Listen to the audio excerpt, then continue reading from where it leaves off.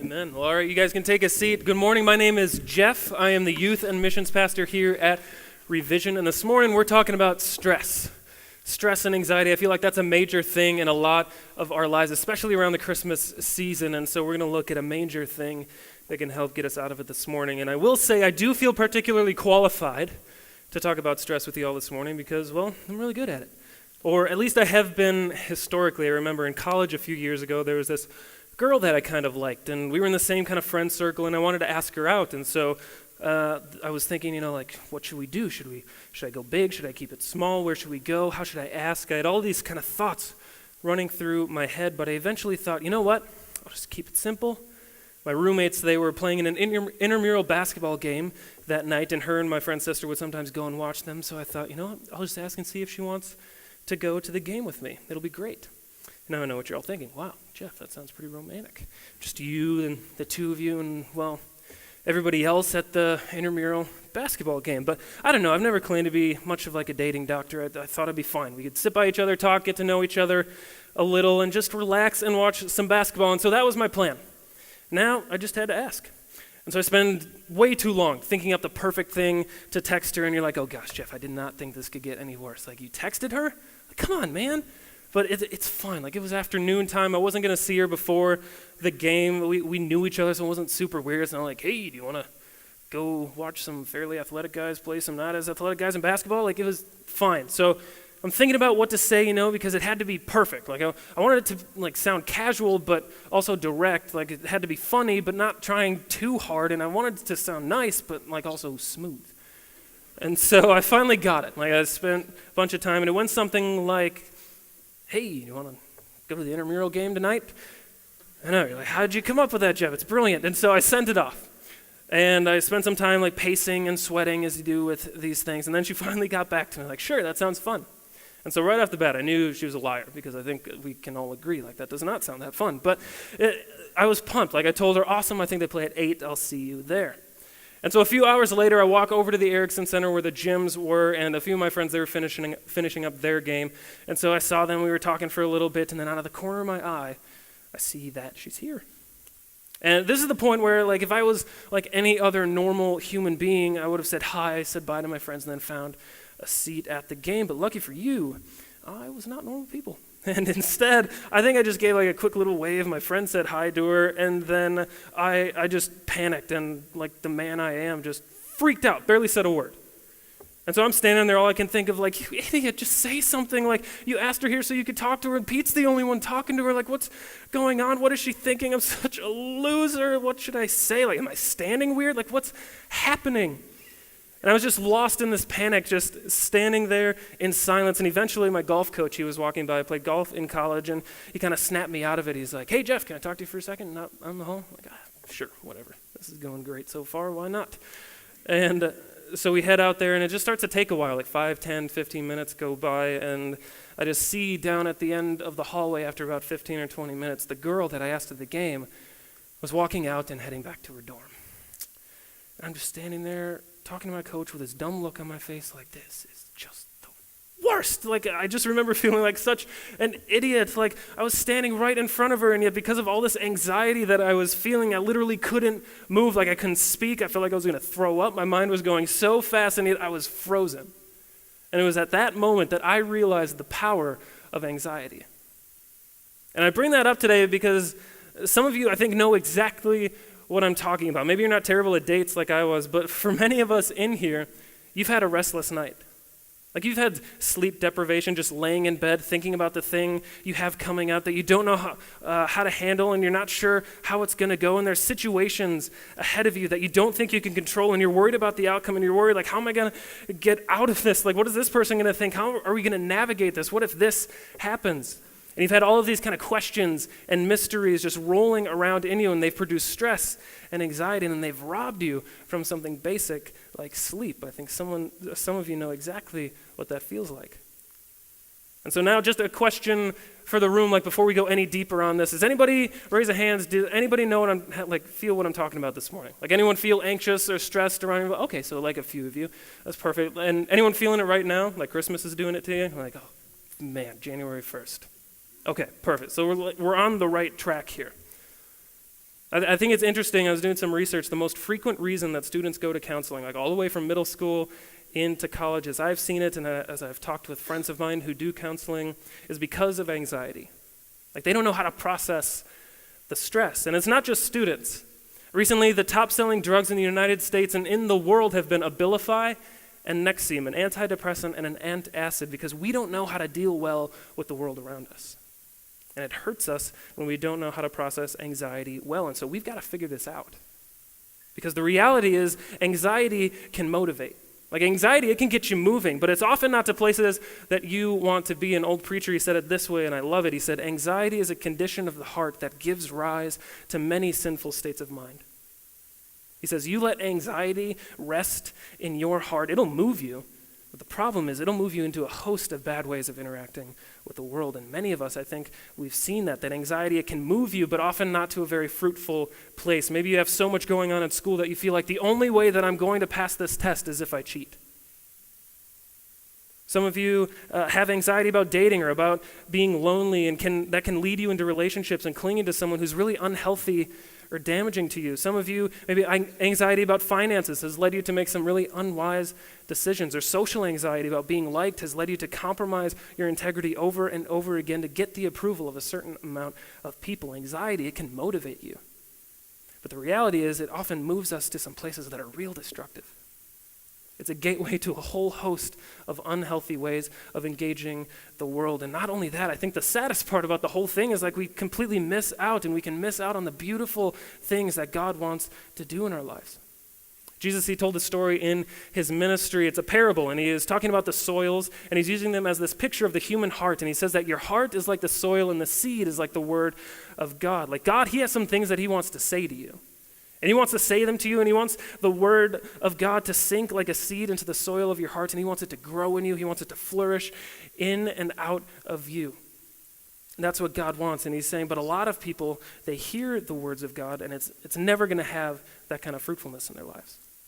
And so his disciples, they asked him why, and there's a whole host of reasons, but one of them, he says, it's like this little plant of the words of God. It's beginning to grow in you, but then it's going to just get choked out by weeds. So the disciples, they asked, what do the weeds represent? And he said, the weeds represent the worries of this life. That we'll get so kind of like spun up and agitated about some of the normal things in life that we will completely turn away the voice of God. We'll completely shut it out. And we'll miss out on some beautiful and life-giving things because we're so anxious about the common things in life. And Jesus, he challenged his disciples in Luke chapter 12. He says, don't be anxious. And then he walked them through like, hey, God feeds the birds. He clothes the field. If God is your dad, he's going to take care of you. So don't be anxious. And then he told them, if you are, oh, ye of little faith. That when we lack trust in God, that he's a good dad that cares about us and can take care of us, that we're opening up our heart to be anxious about the uncertainty of this world. And he said that is not meant to be the hallmark of a Christian. Like people who know God as Father are meant to be peaceful people. And so let me just say this to the Christian who's sitting in this room. The world is not impressed when we sing about the Prince of Peace, but then live lives of stress. Like that's not a good witness to who he is. I just imagine myself like being someone who doesn't go to church and seeing all of these Christians who throughout the year they try to invite me to their events and go to church with them. They preach at me about peace and joy and love, and then I see these same people snapping at their families because of holiday stress.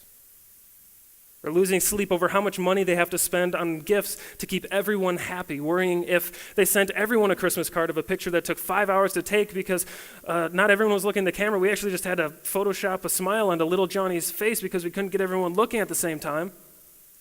These people who are overwhelmed trying to get everything done at work before the end of the year, the people scheduling themselves to the limit so that they can see every Santa, every Christmas tree lighting, every Winter Wonderland event, figuring out whose house they're having dinner at or which people they invited over this night, driving 8 hours here, 6 hours there, and back. Then you got to fly to Florida to see Grandma. And don't forget about all the Christmas plays and pageants and concerts and parties and shopping and movies that you have to watch. Also, have you decorated the house yet? Oh, you mean the inside? Like, no, the outside. Let's cover it with lights. Let's pretend we don't pay an electric bill this month. But make sure that our lights at least look better than the neighbors. Like, let's go big. And then once you're done with the outside, we have to bring that dead tree in here and completely redecorate the house because, I want it to feel cozy for that one moment I might eventually get around February if I ever get any of this done. And this is what we do to ourselves. Like we kick ourselves into Christmas overdrive and live for 2 months on the brink of a nervous breakdown trying to make everything perfect. But if we go back to what Jesus told his disciples, he said it's a peacefulness. It's a lack of anxiety that should be a hallmark of my people. Because when you know Christ, you know peace. When you know the Prince of Peace, you know peace. And we need to figure out how to live into that.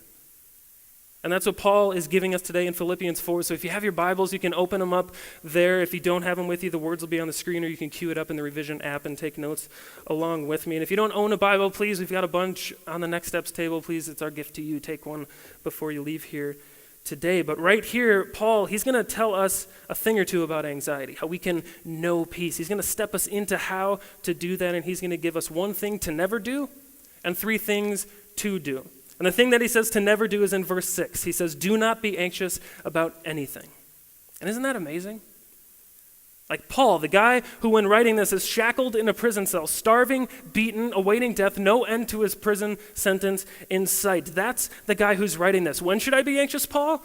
Be anxious about nothing. There is no thing that you should ever be anxious about. And so I just want some of us to embrace that today, that anxiety is never godly. Anxiety is never godly. God is never going to put something in your life and say, what I want for you in this moment, I want you to have this thing, and my will for you is that you would just kind of freak out about this. Like he's never going to do that to you. That's not what he wants, and yet some of us think that there's some kind of virtue in being stressed. Like we think that there's some glory when someone asks us how we're doing, you're like, oh my gosh, I'm so busy. We think there's some value to that, but God's saying, no, there is never a situation where I'm asking you, or what I'm asking you to do is be all kind of spun up and freaked out about it. Be anxious for nothing. And you go, well, how do I know if I'm anxious? The root of the word anxious is to be drawn in different directions or distracted. When you find that your mind is constantly spinning about a thing so that you can't make clear-headed, informed decisions, you're anxious. And you need to stop. Like, be anxious for nothing. And you're going, okay, well, that's super helpful. How am I supposed to do that? Well, Paul, he's going to tell us 3 things to do. Don't be anxious about anything, but what, Paul? But in everything, by prayer and supplication with thanksgiving, let your requests be made known to God. He says, be anxious about no thing. And so whenever I encounter a thing, whether it's school, relationships, money, career, family, when I get a thing, when the question's in front of me, like, should I be anxious about this? No. Because as Paul says, we have 2 boxes in front of us. Nothing goes in the anxiety box. And everything should go in the prayer box. Like that's Paul's message. With everything, let your requests be made known to God. Rather than pushing them down and suppressing them all, whatever it is that the many things are stressing us out, instead of pushing them down, we need to let them come to the surface. We think, well, but I've got to get stuff done. Like I just need to get through this week. Like just need to get through this season. I just need to get through today, and then I'll deal with it. But day after day goes by where we push down what it is that we're worried about, thinking about, anxious about, rather than dealing with those things in a healthy way. And instead we just keep piling more and more on top, which is, come on, it's fine, right? As long as it's buried down deep, right? Like we could be pulling our hair out on the verge of a nervous breakdown until someone walks by and says, how you doing? You're like, oh, great, I'm fine. Life's perfect. # blessed. And then right back down to it. And the thing is, like, we need to bring those things to the surface. If you find that there's an issue in your life that you're thinking about a lot and you can't get some resolution on or peace on, even if it's a good thing, like quit trying to minimize it, pretend like it's no big deal, whatever. Let it come to the surface. Now, I'm not just saying, like, go chat it up with anyone on the street. Like, how are you doing? It's like, well, I'm stressed about my job, stressed about my family, there's just no money. And he's like, I don't care. Like, that's not what I'm saying to do. No, don't do that. I'm not saying unpack it to everyone, but you do unpack it to someone. And you unpack it to this someone who is loving enough to want to hear it, strong enough to know what to do about it, and wise enough to know when and how to deal with it. We need to unpack it to God and let our requests be made known to Him and bring them to Him in prayer, like good old-fashioned conversation with God. And if I could just implore you to do something this morning, it would be this: create space to talk with God. Like, so few of us do that. Create space and protect it in your schedule to have a conversation with God. That's what Paul's saying. Don't be anxious, but create time to talk with God about this stuff and let these requests be made known to Him. And I know as soon as I say that, some of you go, well, I don't have time to do that. Like, I'm busy with all this stuff that I'm stressed out about. One of my favorite pastors, Ben Stewart, is actually a huge inspiration for this message. He used this illustration in one of his messages that I just love. It's a saying that snipers use in the military. It's this: slow is smooth, and smooth is fast. And he talked about how some of you, like, you get so busy with what do you got to do for your kids and what I got to do for work, what I got to do for the family, what I got to do for this, and you get busy and you run around and you're busy, and what they say is that when you're in the military loading your gun, if you're trying to be busy and rushed, you drop things, you miss targets, you become inefficient and ineffective. It's better to slow down and make better decisions and be more accurate, because when you're slow, you're smooth, and when you're smooth, you're fast. And some of you, you just race into the day because you got to make decisions. You got to make a million of them, and they're not always the best decisions. So yes, you're busy, but you're like an octopus on roller skates. Like, it's a lot of movement, but it's not necessarily progress. It's not movement forwards. And some of you, maybe the wisest thing that you could do is to slow down. I remember about 6 or so years ago when Mike Grant and I worked together at a church in Minnesota. We would do this event every spring for the high school ministry called The Amazing Race. And it really was amazing. Like, we have 100 kids sign up. We'd head downtown to Minneapolis to stay in a hotel overnight and then wake up, split into teams of about 6, 8 people, something like that. Get our first clue, which started a 6+ hour long scavenger hunt race across the Twin Cities. We'd be on buses and trains, heading to the Mall of America, going on rides, taking quizzes, solving puzzles. We have physical and mental challenges, finding clues on the ground from the top of skyscrapers. One time, one of my favorite clues, Mike had a leader dress up as Waldo, like, where's Waldo? And the clue just said, where's Waldo? And so we had to run around asking people all out of breath, like, have you seen a guy? He looks like Waldo. And he's that way. It's like, okay, thanks. And it was a lot of fun. Like, we got to see and do a lot of cool things. But this year, we get our first clue like normal. I'm leading a team, and we head to the first challenge. After we completed that challenge, we got our next clue, and this is where everything goes wrong. Like, the team I was leading, it was a small group of 10th grade boys, and we open up the clue. It says, walk into the arms of love. I'm like, what? Like, immediately I'm mad at Mike for writing this question. Like, what does that mean? Arms of love, arms of love. Okay, are there statues around the city like that's titled like Arms of Love? Okay, no. Like, are there buildings called Arms of Love? Do you know, sir? No? Okay, sorry. And then we'd ask like all of these people if they knew anything. I probably asked 15 different people what they thought this clue meant, and nobody had any idea. And it's been probably about 20 minutes, and the students are freaking out, like, oh, we're going to lose. Like, there's no chance. We're not going to finish. It's over. So I had to, like, calm them down. It's like, hey, let's take a breath. Let's head back to where we started. Let's try. Again, there's plenty of time to make up ground. Like, don't worry about it. And so we headed back to where we got that second clue to regroup. And my phone goes off. Mike sent me a text. Well, actually, he sent all of the leaders a text because, as it turns out, he's a terrible clue writer, and nobody had any idea what he was talking about. Like, teams were spread out so far across the city, they were going to have to take buses and trains to get back. My friend David, oh, poor David, he made his team run over 3 miles. A team of 10th graders just essentially ran a 5K in the wrong direction to a mural of Jesus that's right off the highway in Minneapolis. It looks like this.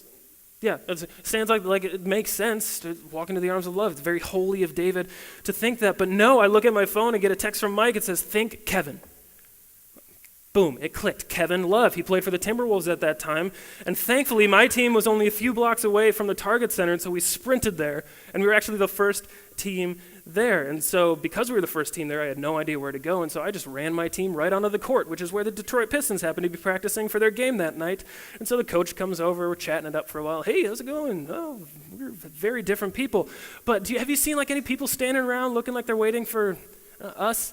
I was like, no. So we left. We found our way to the clue, and eventually a few hours later won first place, all because our team took a breath, slowed things down, and made a good decision. Poor David let his students make some quick and busy and panicked decisions, which landed him so far away in the wrong direction. But I'm sure they felt busy while they were running.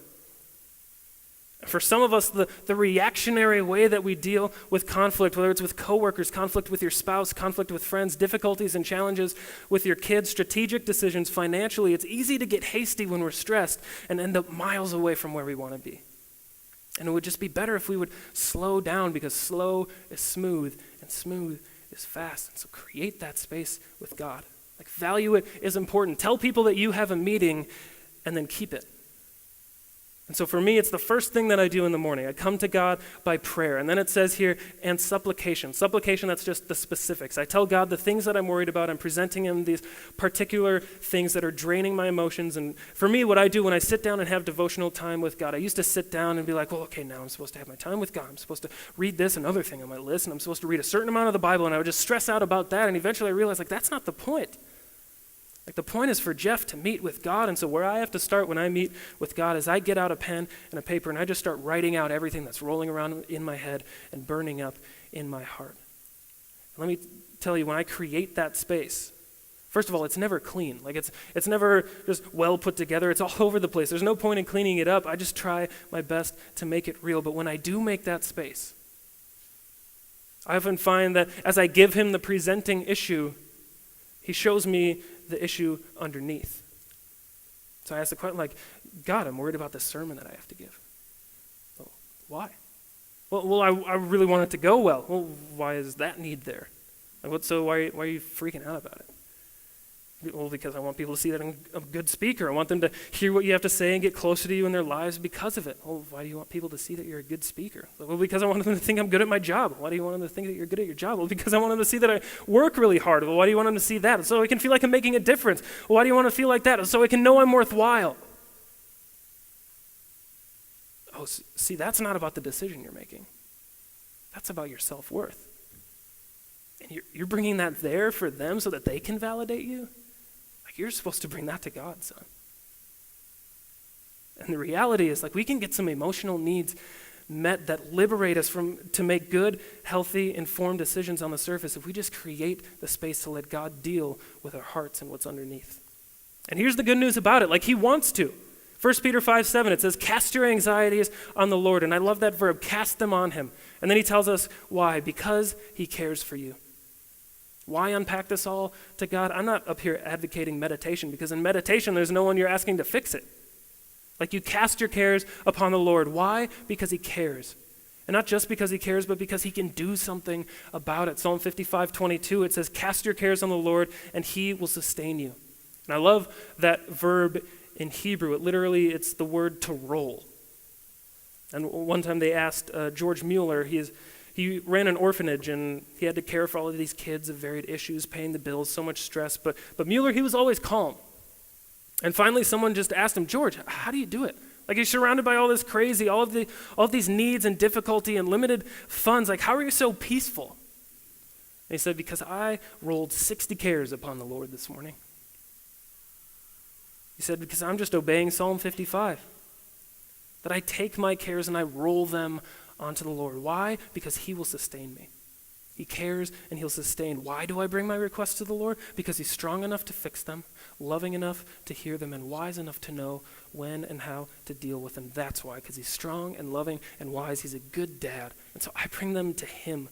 My God cares about me. And what happens if we go back to verse 7 is we read that the peace of God, which surpasses all understanding, will guard your hearts and minds in Christ Jesus. And I love that. Surpasses all understanding. When you begin to trust God with the things that you're concerned about in life, his peace will land in your heart, and it will defy comprehension to the people around you. The people will look at you like, why the heck aren't you freaking out right now? Like, you got so much going on in your life. How are you so calm? And you can just pull a George Mueller on him and say, because I cast my cares on the Lord, and he cares for me. I rolled them onto him, and he will sustain me. But now the reality is, like, some of you hear that and you think, okay, Jeff, well, that's not sufficient. Like, just try emptying my mind. I'm not going to worry about this. Here you go, God. I'm not going to freak out about this thing. I'm not going to worry about it. Here you go, God. I'm not going to worry about this thing over here. I'm not going to even worry about it. I'm not going to stress about that thing. I'm not going to freak out about this thing. And you're saying, that's what I need to do? Well, not quite. Like, that's a huge part of it, that I take the things that I'm anxious about when I feel that I'm anxious and I give them over to the Lord. But that's not the end of the command. I let my requests be made known to God, and then after I release, I embrace. I release my anxiety, and I embrace his truth. You see it in verse 8. It says, finally, brothers, whatever is true, whatever is honorable, whatever is just, whatever is pure, whatever is lovely, whatever is commendable, if there's any excellence, if anything of praise, think about these things. He says, after you've entrusted the things making you anxious to the Lord, set your mind on the most beautiful, commendable, lovely things. Anxiety, it often lies to us about the situation. And so when we cast away those lies, it's important that we hold on to truth. Can I just be the person to say, like, this is hard? Like this command from Paul, it's not just a quick fix, like, oh yeah, let me just go drop off my anxieties at the post office and I'll meet you for lunch. Like, it's hard. It's hard to give up control. It takes effort, it takes time, it takes discipline, it takes practice. So please don't go home and just blow off this message this morning because you think, oh, well, that'll never happen. Like, good idea, Jeff, but this one might be a little too good to be true. I remember probably 6 years ago or so, I was a much smarter version of myself. Or at least that's what I would have told you then. Like, I had life figured out, the plan was set, I was ready to go, and I was still doing ministry, like doing work for the Lord, but when it came to the decisions of my life and stuff, like I had that under control. Like, God's got the religious stuff, I've got everything else. Sounds like a plan for success, right? Well, as it turns out, life's a lot to handle. And as much as I wanted to control everything, the stress and anxiety and pressure of it all was just too much for me to control, and it kind of got away from me, and the rug was just pulled out from under me, and all of these plans that I had made for my life just disappeared before my eyes. You talk about fear, you talk about anxiety, you talk about panic and stress and uncertainty and a feeling of helplessness, just amplify that to the max, and that's where I was. Because I was in charge. And there was just way too much for me to handle.